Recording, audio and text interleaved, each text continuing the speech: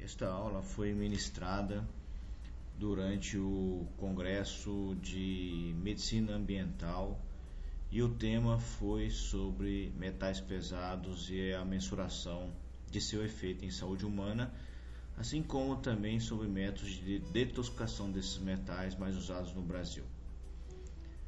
Bom, a nossa relação com o ambiente tem a ver com a tabela periódica. Lógico, nós somos compostos de elementos químicos e, como tal, nós dependemos da aquisição desses elementos químicos no ambiente para sobrevivermos. Eu não vou citar carbono, nitrogênio, oxigênio e hidrogênio, que são bastante banais, mas acredita-se que nós possamos depender de mais elementos químicos do que nós podemos supor. Entretanto, esses elementos químicos em desequilíbrio também podem trazer sérias consequências. Então nós temos os elementos essenciais, minerais, oligoelementos e elementos ultratraços. E esses elementos em quantidades excessivas, eles podem ter o seu efeito danoso ao organismo. Assim como nós temos também os metais que nós consideramos tóxicos. A literatura cita o termo metais pesados.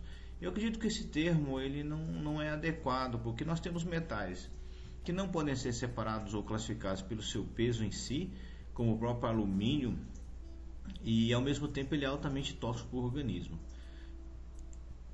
Então, o que nós fazemos, né? O ser humano, ele geralmente cria um ambiente que acaba sendo danoso para ele mesmo. Esse é um slide onde nós temos aqui a projeção da quantidade de chumbo que nós colocamos no nosso meio.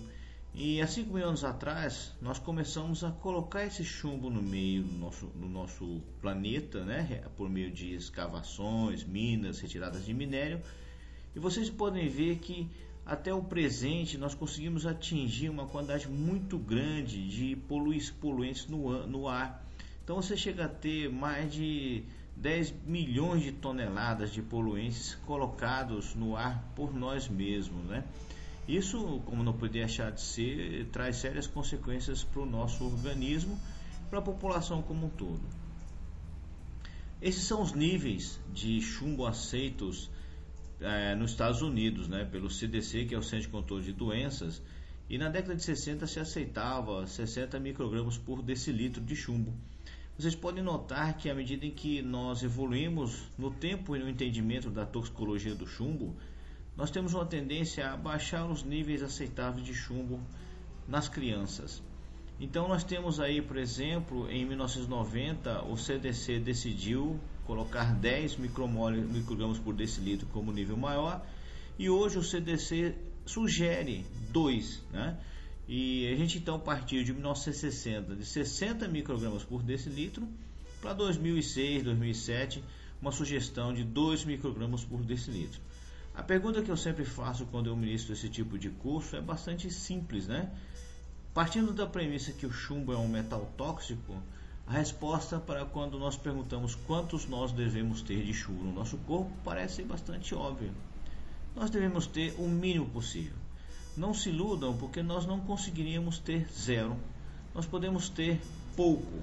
E esse pouco depende exatamente do ambiente onde nós vivemos, do grau de industrialização e da contaminação ambiental, porque nem sempre o chumbo é um contaminante que nós colocamos no meio.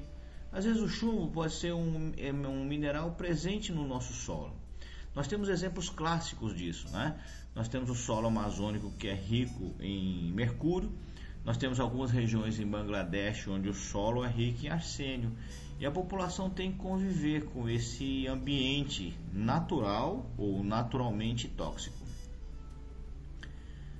Como não poderia deixar de ser, né? Como nós somos um montoado de reações químicas se processando, os compostos metálicos eles são capazes de catalisar reações. Como o nosso corpo são reações químicas se processando simultaneamente, não seria difícil ou muito esquisito imaginar que esses metais alterariam o processo de reação. Então, compostos metálicos têm demonstrado inibir o reparo de DNA, inibir as defesas antioxidantes, ativar sinais mitóticos e modular a expressão de genes.